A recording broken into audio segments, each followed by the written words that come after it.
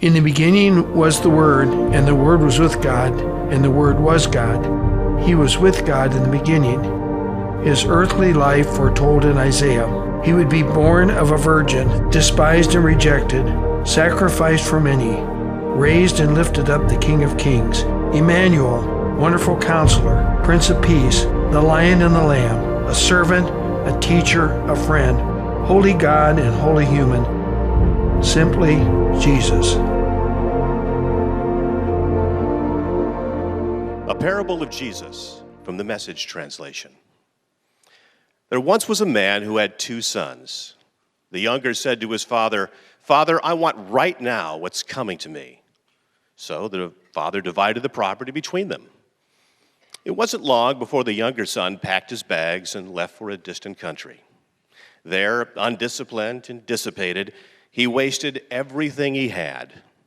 After he had gone through all his money, there was a bad famine all through that country, and he began to feel it. He signed on with a citizen there who assigned him to his fields to slop the pigs. He was so hungry, he would have eaten the corn cobs and the pig slop, but no one would give him any. That brought him to his senses. He said, "All those farmhands working for my father sit down to 3 meals a day, and here I am starving to death. I'm going back to my father. I'll say to him, 'Father, I've sinned against God. I've sinned before you. I don't deserve to be called your son. Take me on as a hired hand.'" He got right up and went home to his father. When he was still a long way off, his father saw him. His heart pounding, he ran out, embraced him, and kissed him. The son started his speech. "Father, I've sinned against God. I've sinned before you. I don't deserve to be called your son ever again." But the father wasn't listening. He was calling to the servants, "Quick, bring a clean set of clothes and dress him. Put the family ring on his finger and sandals on his feet. Then get a prize-winning heifer and roast it. We're going to feast. We're going to have a wonderful time. My son is here, given up for dead, and now alive. Given up for lost, and now found." And they began to have a wonderful time. All this time, his older son was out in the field. When the day's work was done, he came in. As he approached the house, he heard the music and dancing. Calling over one of the houseboys, he asked what was going on. He told him, "Your brother came home. Your father has ordered a feast, barbecued beef, because he has him home safe and sound." The older brother stomped off in an angry sulk and refused to join in. His father came out and tried to talk to him, but he wouldn't listen.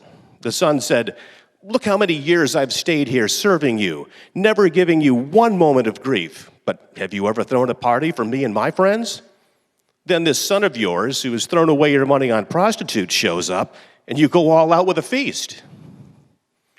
His father said, "Son, you don't understand. You're with me all the time, and everything that is mine is yours. But this is a wonderful time, and we had to celebrate. This brother of yours was dead, and he's alive. He was lost, and he's found." This is the most famous parable that Jesus ever taught.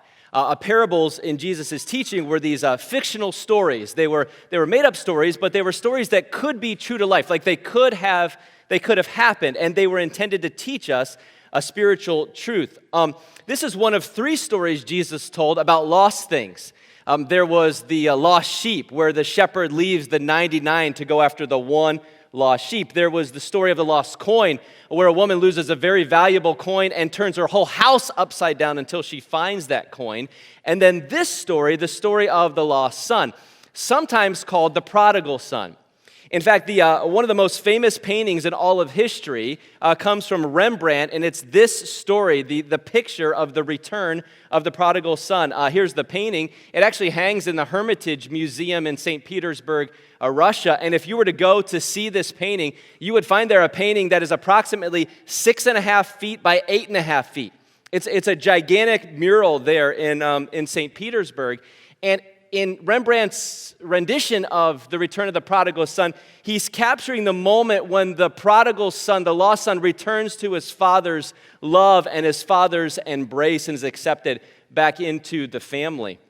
Just by hearing the story read to you today, I imagine that in our minds we get, hey, that's the point of this parable, right? This is the reason Jesus is teaching this parable, to show the love of the Father and welcoming the prodigal son back into his family. The word prodigal, it actually means to be wastefully extravagant, or to excessively spend things in an extravagant way, recklessly, right?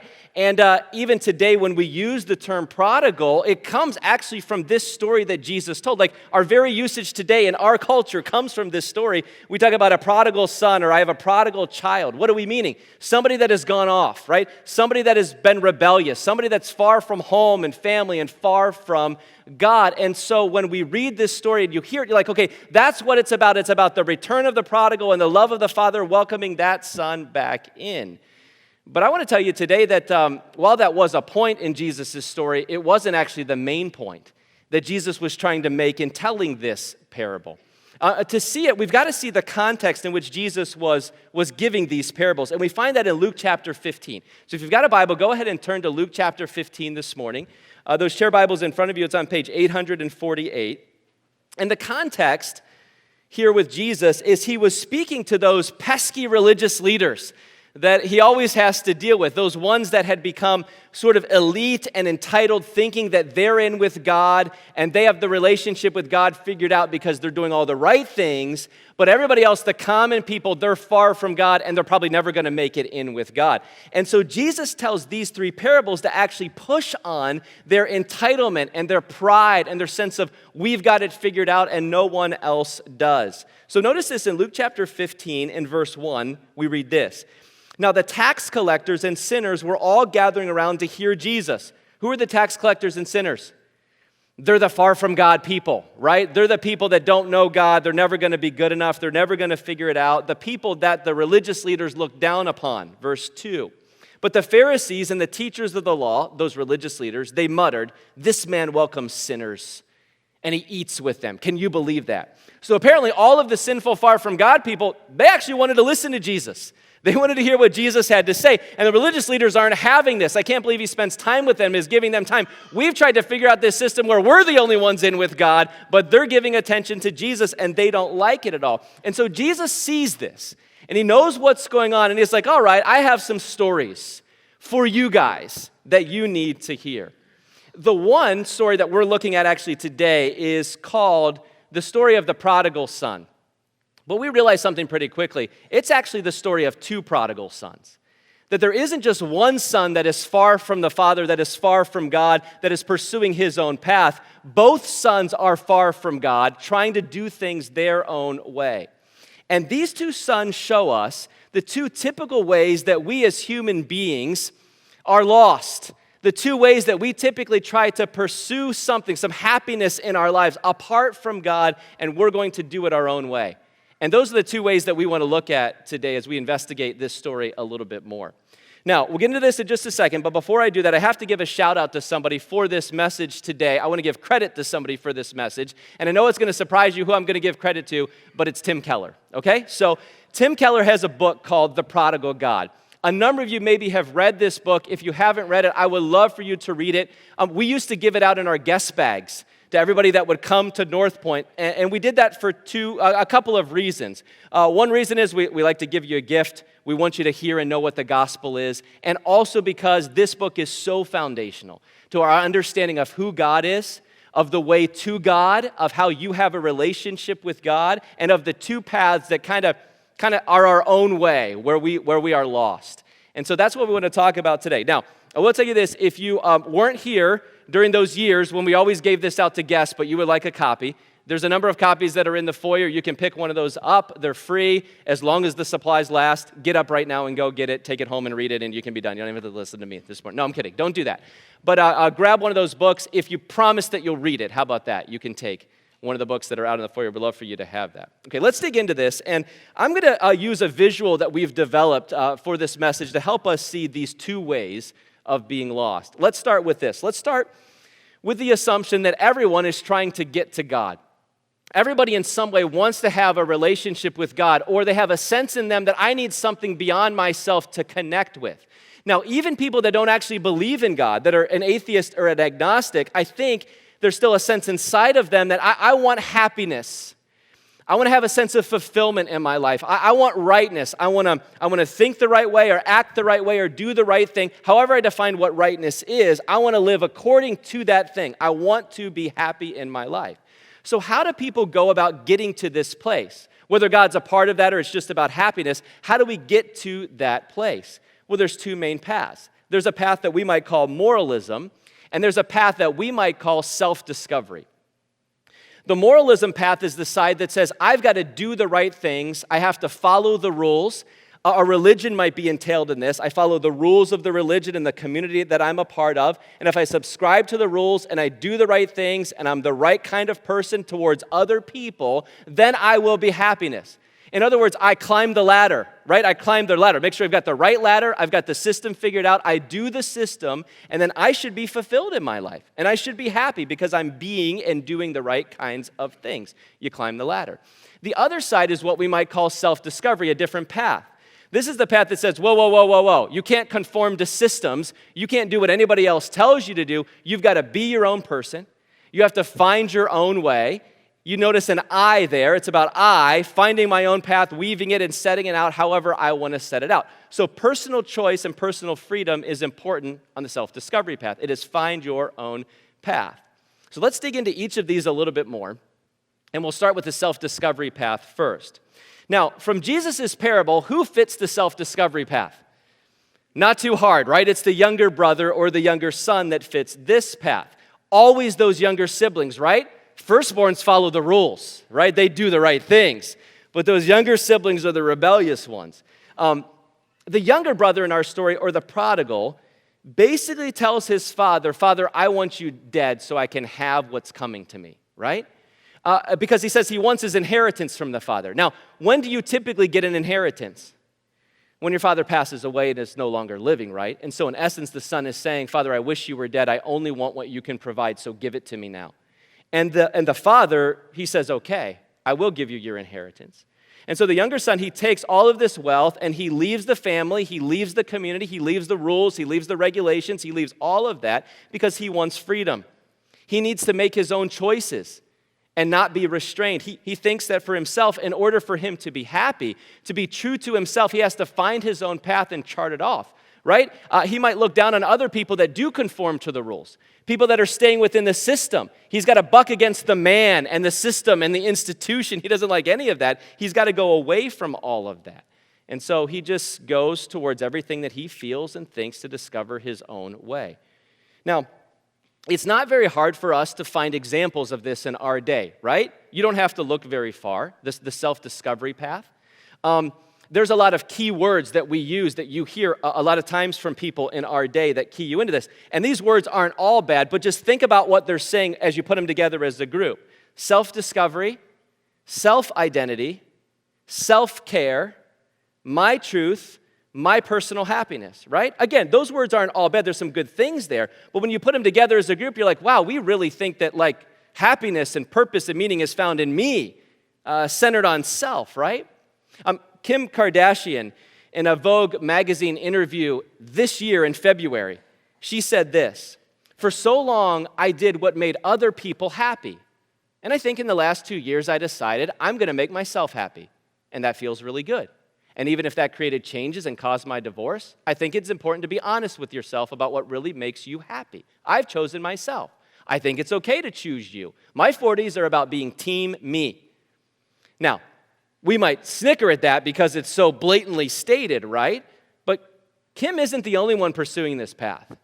A lot of people are. She was just bold enough to say what a whole lot of people are thinking and living out, and that same thing is inside of us too.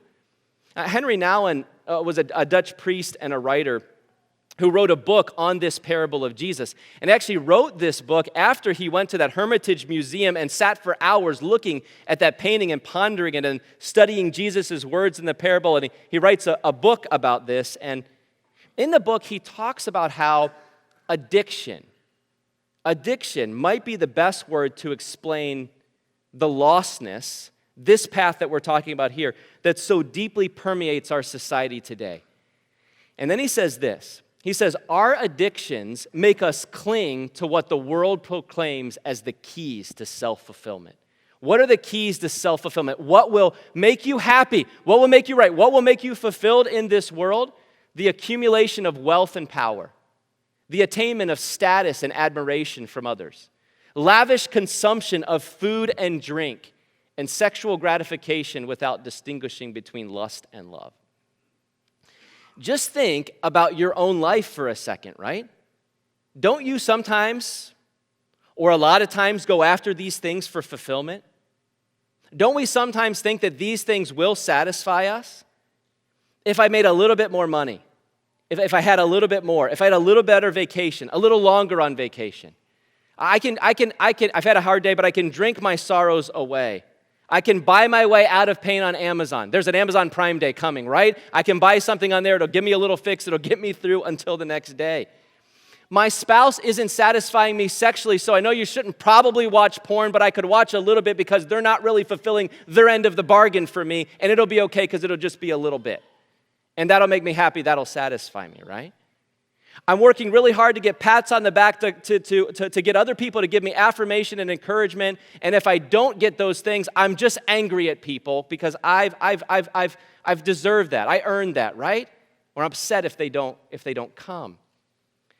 Now look, what I'm saying to you is that the self-discovery path, it's not just filled with unchurched people, celebrity rebels, and people that are full of tattoos and piercings, right? Those aren't just, it's not just like those people over there that have those things. It's in you. And it's in me. Sometimes this self-discovery path can even look very religious. Robert Bellah was an American psychologist that wrote a classic work on individualism, American individualism, back I think in the 70s. It was called The Habits of the Heart.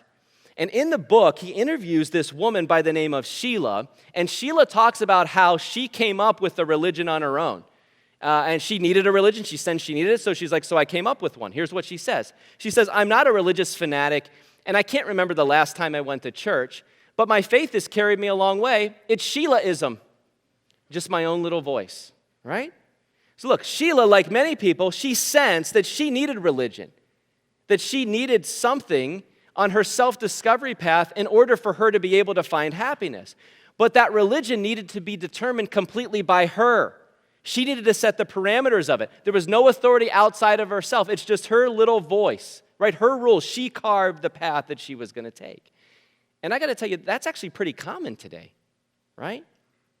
In fact, it's probably a good question for us to ask ourselves. Am I the one making the rules?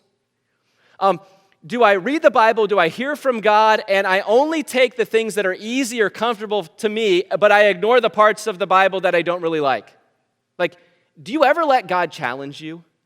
Do you ever let God trump you? Do you ever let God tell you no? Do you ever let God push back on you? Or is it only like, well, I'm just going to ignore that, and I'll just keep, fun-loving, happy Jesus, right? Jeremy likes fun-loving, happy Jesus, right? He talks about that kind of Jesus, and so, we're just going to embrace that part of him. But those other sides of him, I don't know so much about that. Do we do that? The question is it my religion or is it God's religion? It's a legitimate question for us to ask, right? Now, here's the thing about the self-discovery path, if we're on this. It never quite works. It never quite gets you there to happiness and to fulfillment. You might have moments of it. You might have times where you're like, okay, I feel happy about this. I feel good about it. But this self-discovery path is like trying to hold on to sand. You ever try to get a handful of sand and hold on to it for very long? It slips through your fingers. And so you have it for a second and then it's gone. And that's what this self-discovery path is like. Not only is it like that, it often makes things worse.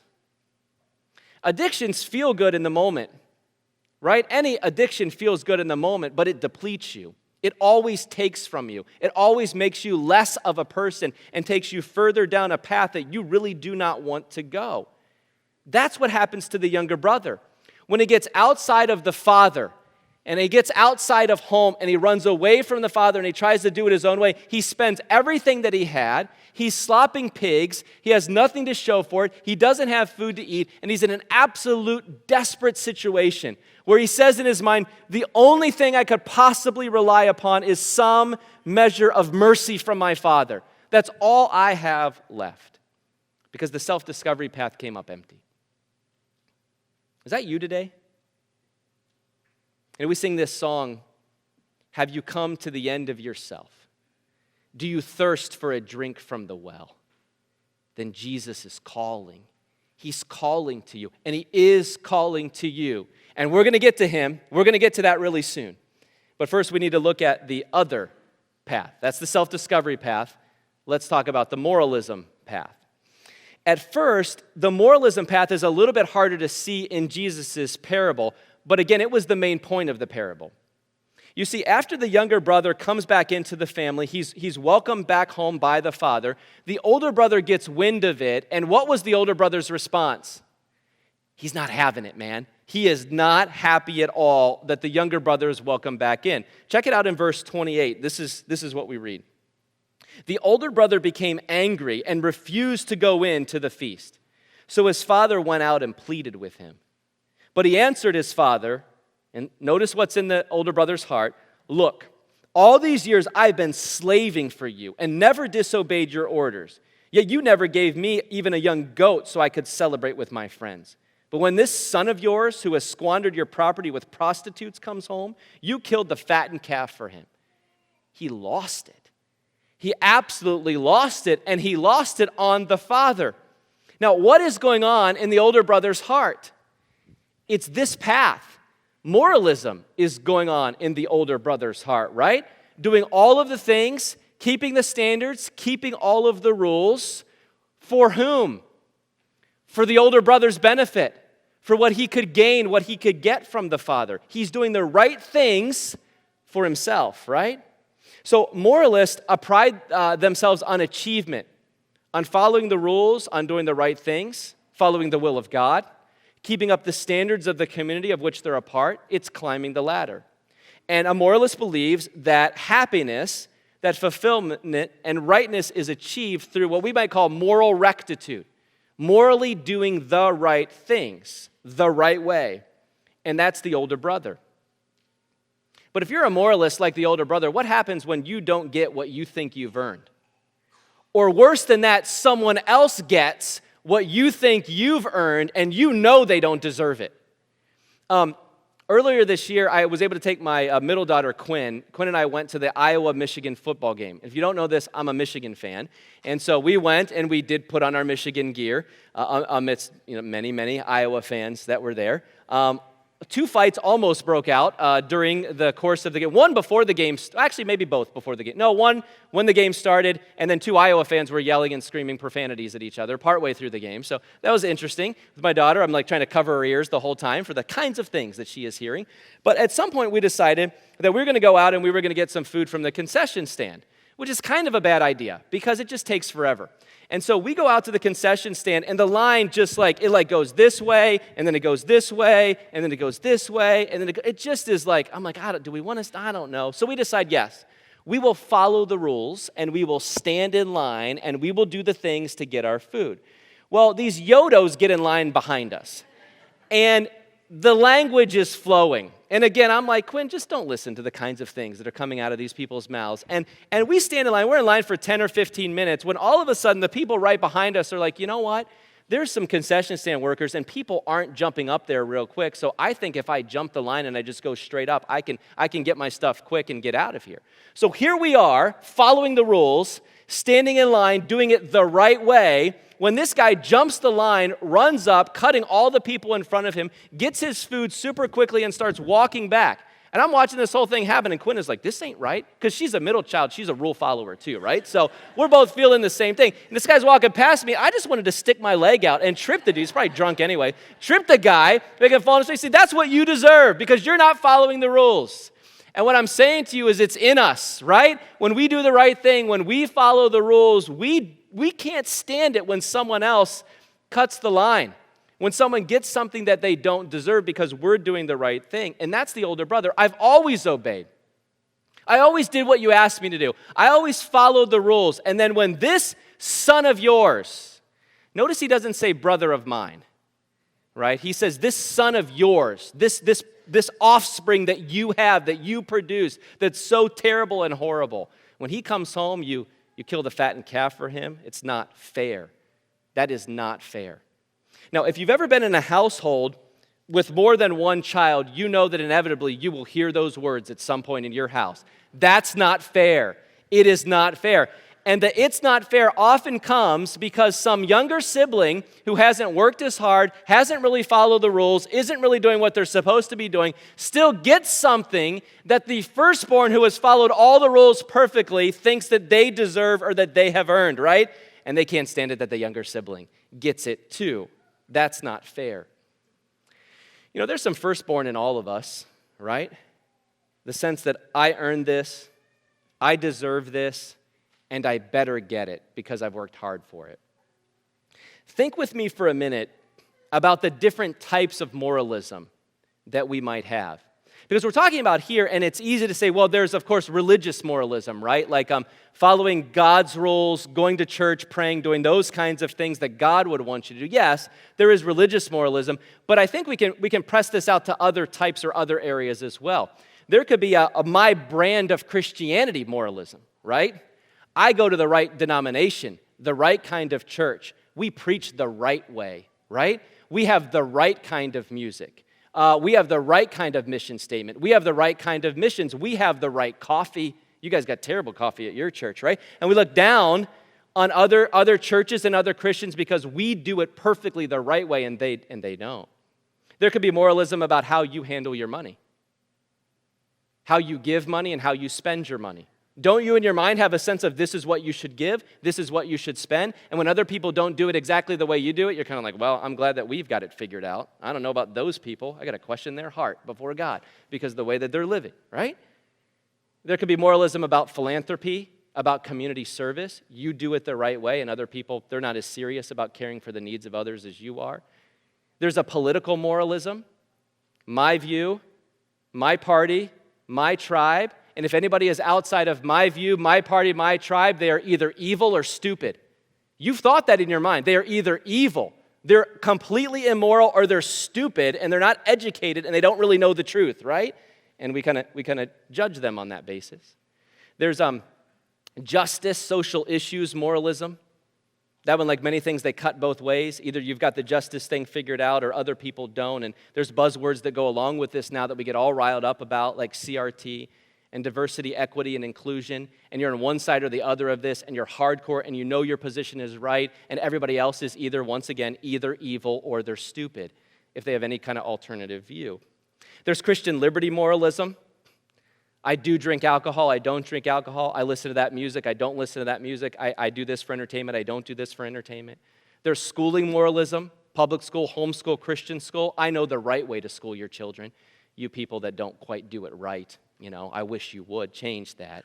Look, each of these can be subtle ways where we've made a decision, we do what is right, and then we judge other people harshly when they don't follow our rules, our system.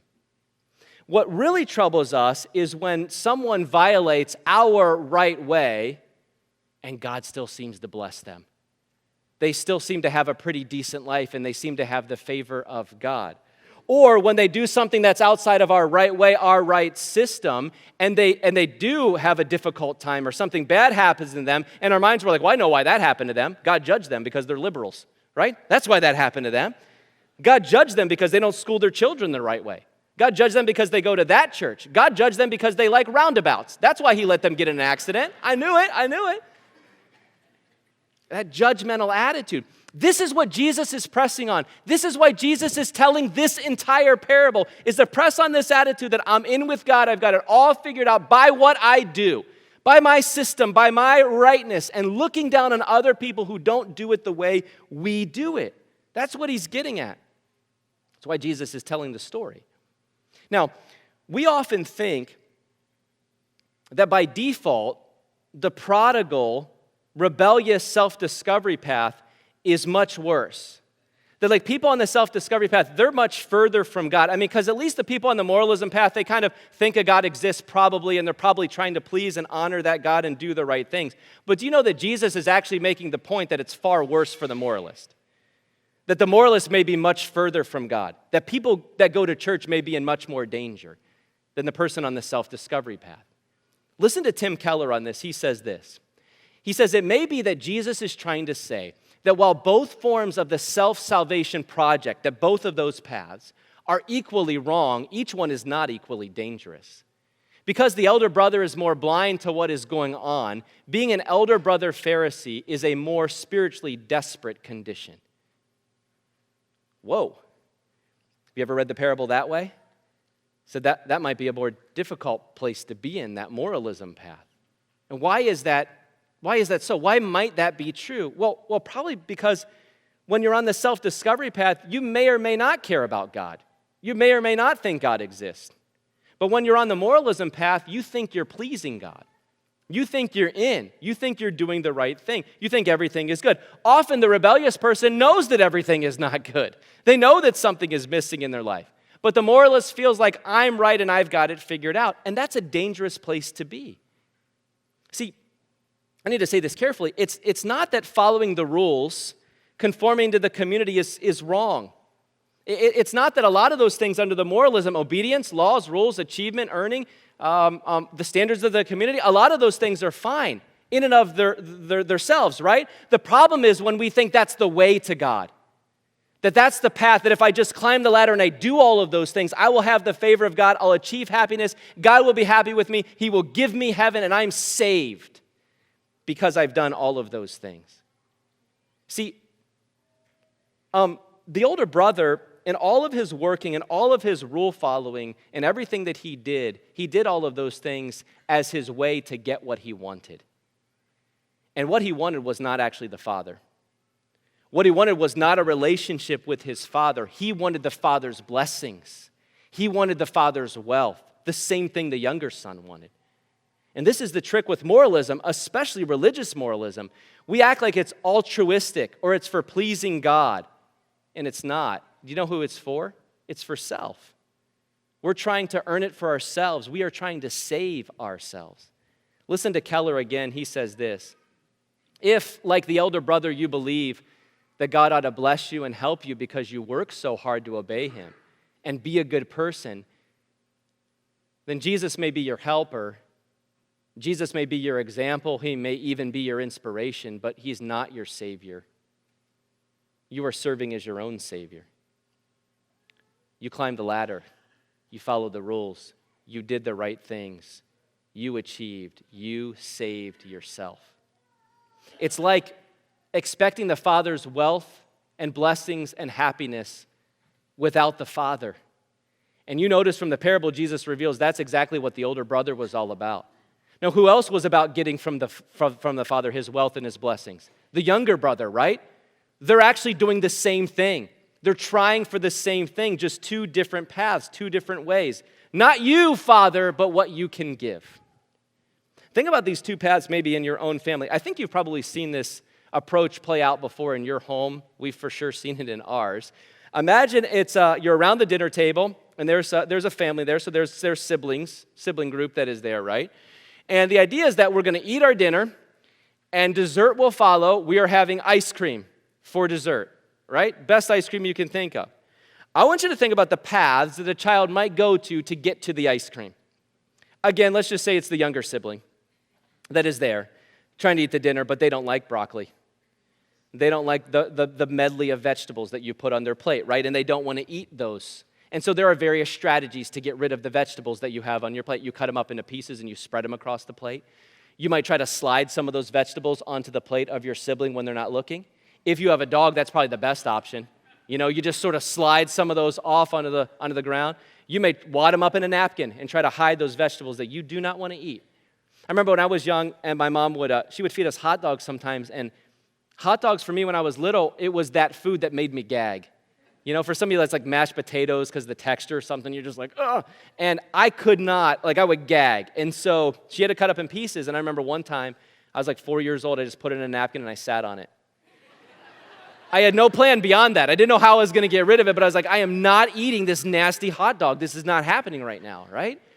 And I got caught, and I got in trouble. And so that often happens, right, when that kid on the, let's just say the prodigal path at the dinner table, right, just tries all sorts of ways to get rid of it. Now, they might be kind of successful for a second because they've distributed the food that they didn't want to eat, and then look up at mom and be like, look, mom, I finished my vegetables. I can have ice cream now, right?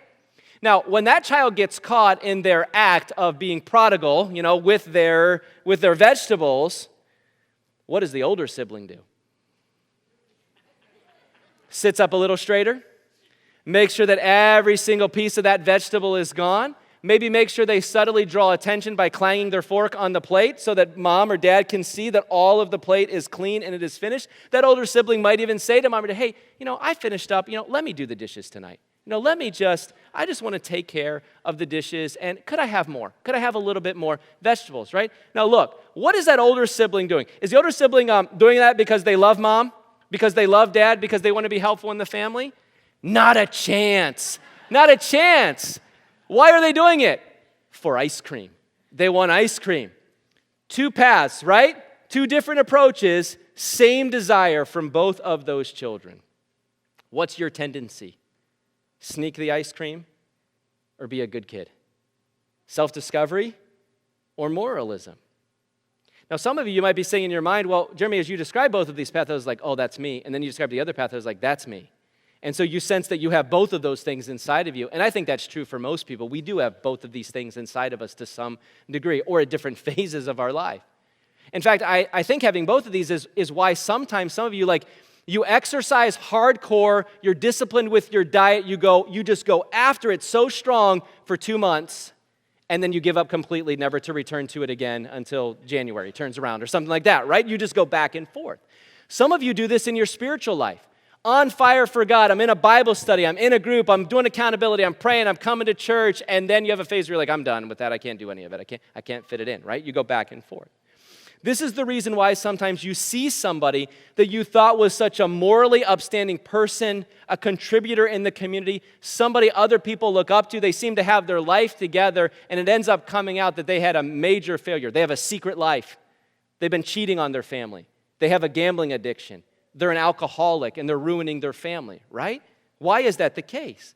Well, that's the case because most people don't have the consistency to be fully committed to one of these ways. In part because we are human beings and that's a part of our nature. But the other reason we can't be fully committed to either one of these ways is because neither of the ways work. And we know it. And we've tried and we're tired of failing in it. We're tired of failing to find happiness. And we don't find the fulfillment. And we don't actually find the rightness that we think that we should be achieving. That struggle and that disappointment shows us that we need another way. That moralism ultimately will fail. And the self-discovery path won't get you to God either. Here's the thing, we don't ultimately need a ladder. We don't need a path. We don't even need a way. We need a father. We need a father to come to us, a father to rescue us, a father to love us and welcome us in. When this story starts, it seems to us that the older brother is in and the younger brother is the one who is out. When the story ends, you notice that the younger brother is in at the feast and the joy of the father, and the older brother is actually out. How did that transition take place? How did that happen? Well, the self-discovery path, it failed for the younger brother. That got him nowhere in the end of the day, right? The moralism path, we know that failed for the older brother. So what was left? One thing was left: the love, the mercy, and the kindness of the Father. Both sons were invited in, but only one accepted the invitation. Go back to Rembrandt's painting, what he is painting here in this moment of return. You notice that one son looks down in subtle disdain over what's taking place. That older brother standing on the right is about to reject the father's invitation and not enter into his joy. The younger son gets down on his knees and receives the love and the mercy of the father. What he could not earn, what he did not deserve, freely given to him by the Father. And so here's what the Father did for us. The Father became the way that we need. Both the moralism path and the self-discovery path, it's me trying to get to God. When God becomes human as Jesus, he brings grace down to us. He makes the way for us. God comes to us. And so God the Father sent his Son, Jesus Christ, to live a perfect life, to die on the cross, to resurrect from the grave, to make a way to him. The love of the Father who longs to embrace you and forgive you, to put you back on your feet, to invite you to the feast, in spite of the fact that you screwed up, and not because you've always obeyed. You haven't always obeyed. You don't always obey. And get this, I love this. Even when in your rightness you judge and you look down upon others in your moralism, what does the Father do? What did the Father do for the older brother? He left the feast, and he came to the older son in all of his smugness and pride and begged him. He begged him to come in. Look at verse 31. My son, the Father said, you are always with me, and everything I have is yours. But we had to celebrate and be glad, because this brother of yours was dead, and he is alive again. He was lost, and he is found. Let the Father bring you in. Receive the love of the Father shown to you by what Jesus Christ did for you on the cross, and let the Father transform you. Do you see what the Father is saying to the older brother? I'm inviting you in. I want you to come into the joy of this feast, but I also want to transform your heart so that you love what I love. So that you don't just love me or like me for what I give to you. This isn't about stuff. This isn't about wealth. This isn't about possessions. This isn't about the admiration of other people. This isn't about sex. This isn't about food and drink. This is about relationship with the God who created you, who loves you like no one else loves you and invites you in. And when you see that, when you see me and accept that relationship with me on the basis of my love, it will transform your entire life. So you will find happiness. You will find fulfillment. You will find rightness in relationship with me. And that'll transform your entire life and change you in every single way. Let the Father bring you in. Come in through his love and his mercy. So I ask you one more time today. Have you come to the end of yourself? And do you thirst for a drink from the well? Then Jesus is calling you. He is inviting you in spite of what you have done, in spite of the fact that you might think you obey, but you don't always obey. You don't always have everything right. The Father invites you in. And once you receive the love of the Father, don't get back up on the ladder. Don't you get back up on trying to earn and thinking that you've got to do all the right things to earn the love of the Father. The Father loves you out of his own free will for you in spite of what you've done. And don't get on the self-discovery path thinking, I've got to be free, I've got to do my own thing, I've got to figure it out. No, yield to the Father. See the Father's love for you, the Father's love for others, and he'll transform you. Would you pray with me?